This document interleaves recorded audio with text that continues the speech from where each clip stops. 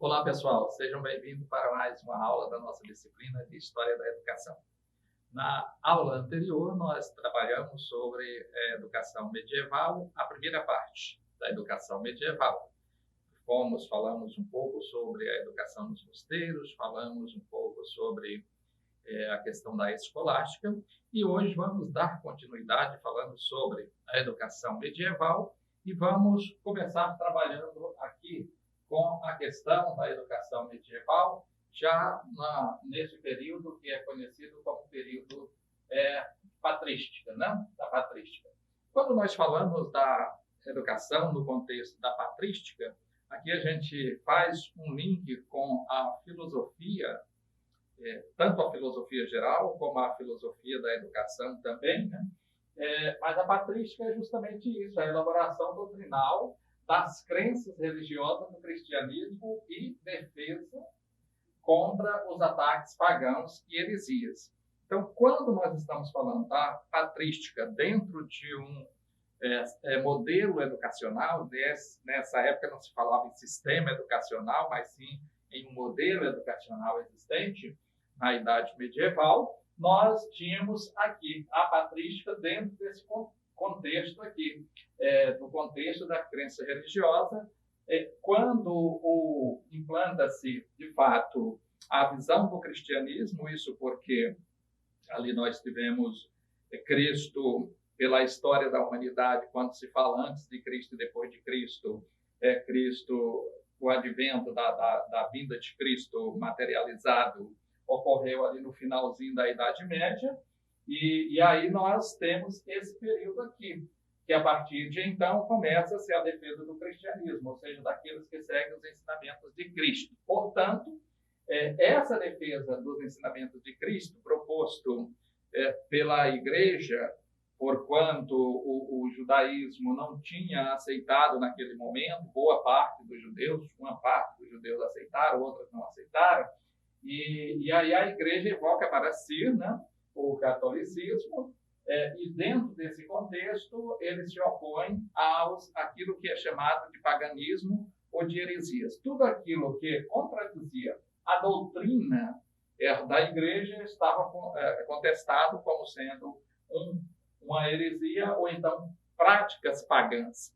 Práticas pagãs é aquelas que não aceitavam os dogmas doutrinários da Igreja e dentro desse contexto eram condenados pela própria Igreja. Não? Aqui é mais ou menos uma imagem para se ver dentro desse período da patrística como se dava toda essa questão da religiosidade, da serenidade, das santidades, né? Para que isso fosse introduzido dentro das características da educação da época.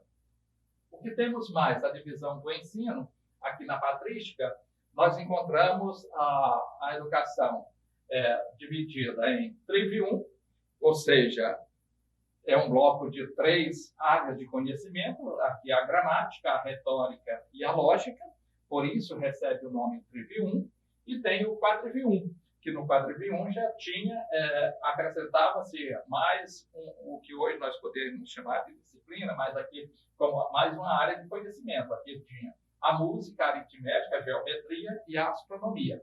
Por isso que recebe o nome de quadrivium, por ser 4 áreas de conhecimento distintas. Né? Dentro desse contexto, ainda prosseguindo aqui, a educação do nobre. Como ocorria essa educação do nobre? A educação do nobre era uma educação cavalheiresca, né? Isso para ensinar esse nobre a ser um bom cavalheiro. Além de ter o conhecimento da escrita, da linguagem, mas teria que ser cavalheiro para que se portasse bem entre as pessoas, inclusive as pessoas consideradas como as pessoas dominantes politicamente. Isso era um sistema, ainda se vivia aqui um sistema de reis, né, de monarca, reis, de fato, aqui se vive esse período dos reis, né? E aí tinha também essa característica da educação do nobre, o amor cortês, ou seja, como cortejar bem, como ser um bom cortês. Também aqui, além de ter essa característica do bem cortesar, também existia o fator de amar a corte, né? Ou seja, amar o poder. E era uma educação aristocrática, né? Porque era para os membros da camada privilegiada da sociedade. Ainda dentro desse contexto da educação medieval, nós temos aí no século XII, surgiram as primeiras universidades. Veja que quando hoje a gente se fala em universidade, estamos em uma universidade, mas a história da universidade ela inicia-se lá no século XII. Surgiram as primeiras universidades, e aí nós temos aqui as corporações de mestres e estudantes. Já existia esses órgãos definidos como corporação para os mestres, corporação para os estudantes, que depois vai, com o passar do tempo, se organizando em outros órgãos. Hoje nós temos associações de mestre, hoje nós temos sindicatos de professor, tem os grêmios estudantil, existe os DCE, existe a União Nacional dos Estudantes. Então, vão criando esses órgãos. Isso começa lá na Idade Média, quando surgem as universidades, já cria-se essas corporações de mestres e estudantes, né? O surgimento das universidades, tínhamos aí o Studium Generale, ou seja, uma formação geral. Daí até vem a palavra generalista, quando nós temos alguns cursos, por exemplo, o curso de medicina, quando a pessoa conclui o curso de medicina, ele é um clínico geral.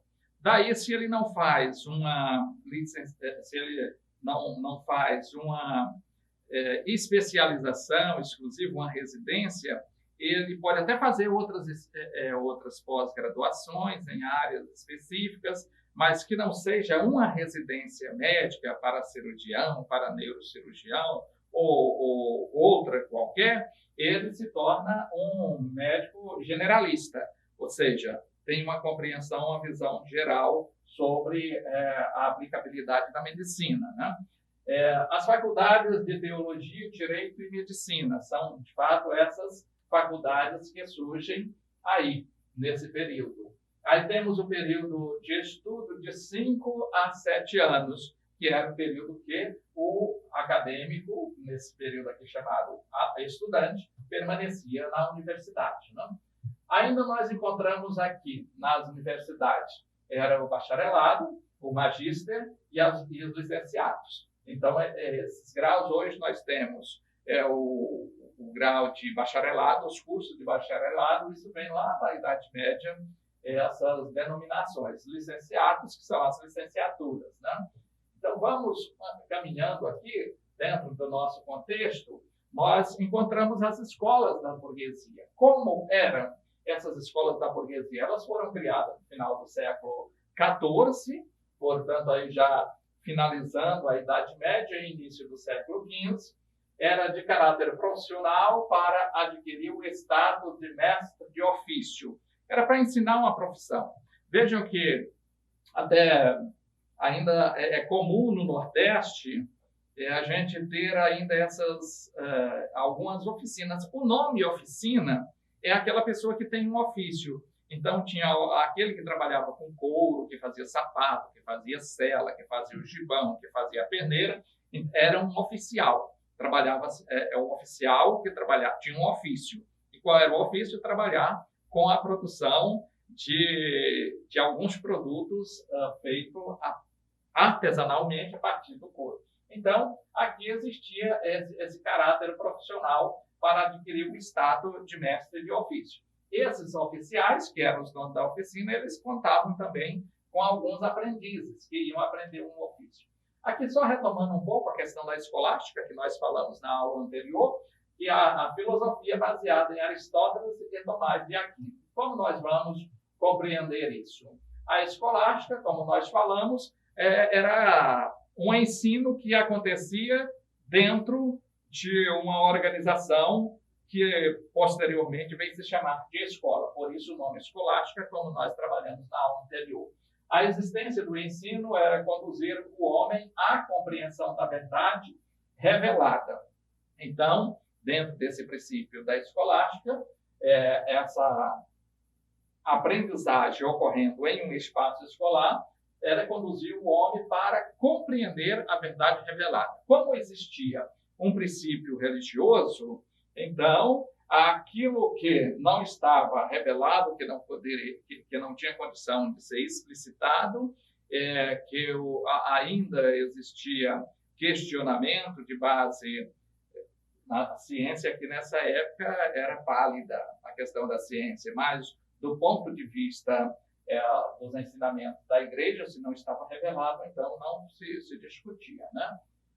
Daí nós temos até princípios que as coisas reveladas são para os homens, as encobertas são para Deus. Pega-se um princípio bíblico nesse sentido para aplicar a educação nesse período aqui que nós estamos estudando. Mas aí na Idade Média, nós temos um modelo de educação que revolve aos filósofos da antiguidade. Por exemplo, Sócrates, ele desenvolveu métodos pedagógicos. Como assim? Nós temos aí a maiêutica com pergunta aos estudantes. Quando nós falamos da utilização do método da maiêutica, nós estamos falando de uma metodologia que foi desenvolvida por Sócrates, e essa metodologia ela ocorria através ou por meio de questionamento que o mestre fazia. Então, o mestre chegava, hoje se fala na educação problematizadora, né, que se traz problema, né? Então, o mestre chegava e lançava uma pergunta, e essa pergunta aí tinha a ironia que os estudantes iam buscar a resposta para essa pergunta que o mestre tinha feito, que aqui é o método da maiêutica socratiana, né? A ironia delineava-se as respostas. Quando também o discípulo, nessa época se chamava discípulo aqui do Sócrates, fazia uma interrogação ou uma pergunta ao mestre dentro do método da maiêutica, o mestre não dava a resposta, mas introduzia uma outra pergunta que, por meio da pergunta do mestre, o estudante ia chegar, ou o discípulo ia chegar à resposta daquilo que ele havia perguntado para o mestre. Não? É a questão da autonomia, da construção do conhecimento do aluno, que agora está em voga. A autonomia do aluno ou do estudante na construção do conhecimento. O Platão ele organizou a investigação sistemática com estudos superiores de caráter político e filosófico. Platão ele já tem uma preocupação com a educação, mas que dentro do contexto educacional tem que existir na organização de Platão os aspectos políticos e filosóficos, ou seja, políticos para compreender a estrutura da sociedade, a estrutura de poder e até onde vai essa esfera política, e os filosóficos, que é a questão do questionamento, da busca do conhecimento. Aqui o Platão também idealizou uma educação a serviço do Estado e o Estado a serviço da educação. Veja que Platão diz, olha, a educação ela está para beneficiar o Estado, para dar ao Estado as condições de conhecimento que a estrutura do Estado necessita. Mas o Estado é responsável pela educação. Então, quando nós trabalhamos com essa concepção de uma educação pública, ela já ancora-se aqui nos ideais platônicos a respeito da educação, nos ideais de Platão. O Aristóteles utilizou os princípios da educação heróica de Homero, incluindo ciência, ética e política, né? Então ele o Aristóteles já preocupa-se aqui com uma questão ética. E quando se fala da ética, vocês deverão estudar uma disciplina ou seja, esses aspectos da ética, tem uma disciplina que ela vai trabalhar com essa questão da ética, né? Ética e educação. Quando se fala de ética, o que é a ética, né? O que é ética? E como vocês vão trabalhar lá, eu vou só dar uma pincelada. A ética diz respeito todo o modo de agir da pessoa, trazendo para o indivíduo essa concepção de ser ético, de fazer aquilo que é correto, de não se aproveitar ou ter vantagem sobre os outros, mas fazer, em suma, a ética é fazer as coisas de forma correta. O Aristóteles se preocupa com essa questão, ele se preocupa aqui com a ciência, né? inclui já a produção científica, mas que essa produção científica tem que ser dentro de um aspecto ético, e se preocupa com a questão da política também, do poder, que inclusive vai se questionar, daí hoje nós temos inclusive as discussões sobre ética e poder, ética e política, ética na política, né? A finalidade da educação era o bem moral, que consistia na finalidade e na realização do ser humano em sua plenitude. Ou seja, dentro de um contexto, a educação aqui aristotélica era para trazer ao ser humano essa realização plena para o ser humano, do conhecimento científico, do conhecimento ético, de fazer o que era correto, de compreender as esferas de poder, o seu papel dentro. E, acima de tudo, aqui a questão da moral. E o que seria a moral? A moral, a moral é compreendido dentro de uma base conceitual como as normas que são postas para a sociedade, e a sociedade tem que obedecer essas normas para que essas normas, não sendo obedecidas, não quebre essas regras morais. Por exemplo, nós aqui vivemos, eu volto a dar um exemplo que dei numa aula anterior, em uma outra turma, nós temos a questão do atentado pudor. Aqui nessa sociedade chamada civilizada, se sairmos nus pela rua, somos presos e sofremos um processo, uma penalização jurídica, porque é um atentado pudor. Lá nos povos indígenas, e alguns dos povos indígenas, eles andam peladinho, não tem problema, né? Para eles não é atentado pudor, porque a moral ela está dentro e está ancorada na questão cultural, né? Então, vejam que eu estou dando esse exemplo só para entender um pouco a questão da moral, que aqui em Aristóteles, a finalidade da educação era o bem moral, ou seja, saber as normas até onde podemos ir, e consistia na felicidade, na realização do ser humano dentro desta plenitude. E aí chegamos à cultura e educação romana. Quando falamos disso, a educação e cultura romana, temos aí a civilização e a absorção da cultura grega pelos romanos, que ficou conhecido como helenismo. Quando nós estudamos sobre helenismo lá no ensino na educação básica, essa questão da absorção da cultura grega pelos romanos, ou seja, os romanos conquistavam uma determinada região, no entanto, eles não apagavam a cultura grega como era praxe dos impérios anteriores. Eles absorviam o tibão da cultura grega e também trazia a cultura romana. Então, isso chamou-se esse período de helenização. A cultura e a educação romana, nós temos, foi a união dos elementos da cultura grega com os elementos culturais das demais regiões, conquistadas, inclusive, alguns valores educacionais que nós temos quando a gente vê o modelo educacional que nós temos hoje, que a base principal é a educação romana, mas nós temos elementos da educação grega, temos elementos, às vezes, da educação das civilizações antigas que nós estudamos. Dentro desse contexto, nós temos a educação formal, era apenas para os meninos da classe governante, né? Isso dentro do contexto da educação romana. A ênfase era dada à formação de hábitos, exercícios para a guerra, atitude realista, né? Então, essa era a formação para os meninos da classe dominante, da classe governamental, e existia essa aqui, os hábitos e os exercícios para a guerra, dentro do contexto educacional, né? A questão aqui da educação medieval, nós já vimos na nossa aula anterior, e eu coloquei aqui só para chamar um pouquinho a atenção sobre as escolas paroquiais, sob a direção do padre local, uma espécie de escola elementar que alfabetizava e difundia as primeiras letras. Era essa questão. Assim nós chegamos ao final da nossa aula de hoje. Desejamos a vocês um excelente estudo e uma ótima aprendizagem.